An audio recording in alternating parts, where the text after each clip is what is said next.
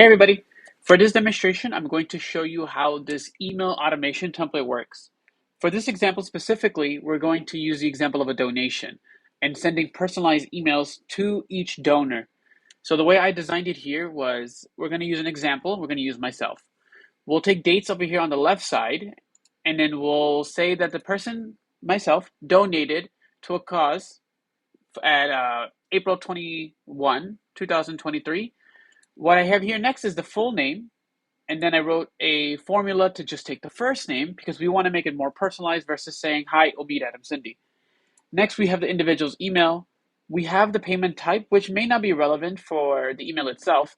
We have the donation amount that they have donated, which is important.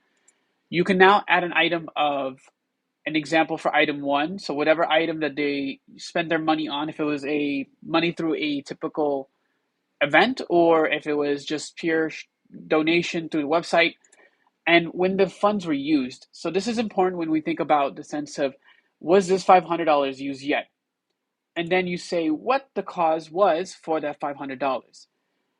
We want to add a message to here, and then I'll show you kind of how it looks like in the AppScript side. We add a message here, then we'll put the date that this donation was used. So all of this helps when we craft our email. So typically what happens is that you'll use services like MailChimp, and you can send out mass emails and you can figure this all out. With this Google Sheets here, you can do all this for free. So you're going to connect to your Gmail and it's going to ask you for some verification. It's going to ask you to accept some of the privacy stuff. By all means, there's nothing here on this sheet that is going to take any information. This is a perfectly safe sheet. You can check it all on your own. So next, what we want to do is I want to show you the app script itself. So to find app scripts, you can go over to extensions, app script. I already have it pulled up right here.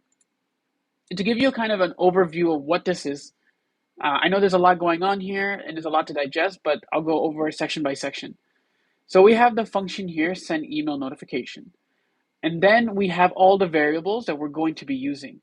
So when we say a donation date, you'll see it says donation date 1, and then I've left some notes to kind of show you where this falls into it, because you may not understand where it says 1.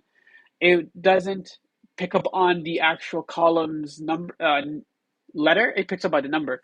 So when we talk about 1, we're talking about column A. So we're talking about column A. Here's the date. And then another example here is we go over to cause information. You'll see it says 10.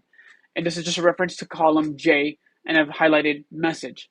You can change it however you like. Just make sure that if you're going to do it, that you give yourself some notes to help you understand where these things lie, because it can kind of get tricky the more variables that you use. Next is a kind of a check to say if there was no emails that you showed up right here. The error will show that there is just simply no email address for this individual. Next, we go to the message itself. So on the top layer, we have the subject line of the email that you're going to send. So you can have it anywhere saying, thank you for your donation to either the company or organization. I use this for my organization called the Maleha Karina Foundation. So this would typically say, thank you for your donation to MCF. Next, we want to go to the body of the message. You can start off by saying, hi, hello, dear, and then you have the donor's name, right? We know what the donor's name here is because we called it out as a variable here in the column 3, or it's the column C. So it's Omid, right? We want to make it more personalized rather than saying Omid Adam Cindy. Hi, Omid Adam Cindy. We say hi, Omid.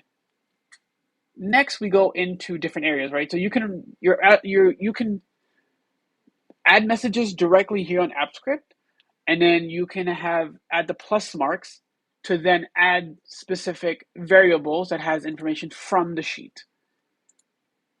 So we add the donation amount, we have donation date, add a little bit more messaging here. The usage, what was the use for, usage date, and then kind of the cause information. And then I add a little bit more verbiage here, kind of talking about thank you for supporting the cause. And what I did was I sent a link. So individuals that have donated in the past will get this message telling them where the money has gone to. And if they want to donate again, they can do it here. By all means, you can use it for however you want. If you're using for a small business, you want to do promotions, you can have a link within here as well. And then we just kind of ended by saying, warm regards, your name, you input it here, and your organization. And then we think about this area right here. So starting from 31 over to 41, this is basically going to do the work for us. And it's going to indicate if the email was sent out.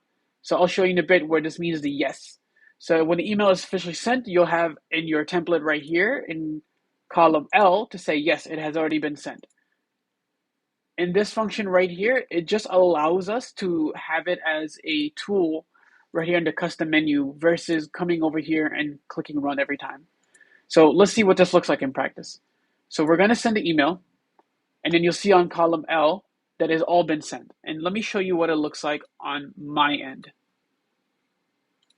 So a message will come out, and it would look something like this. It say, hi, Omid. It gives out the information, gives out everything that we need, and it's much more personalized. Individuals can go and click the link here, and then you'll see it just showed up into my product forms right here. But it's a pretty cool thing where you don't have to spend any money to do it, and you don't have to spend money that you would pay MailChimp as a monthly subscription, and you can just have the sheets here, and you can use it for whatever you like. So if you want more information about the sheet and you want your own version with the app script versus to doing this on your own, please check the link in the bio below. Thank you so much.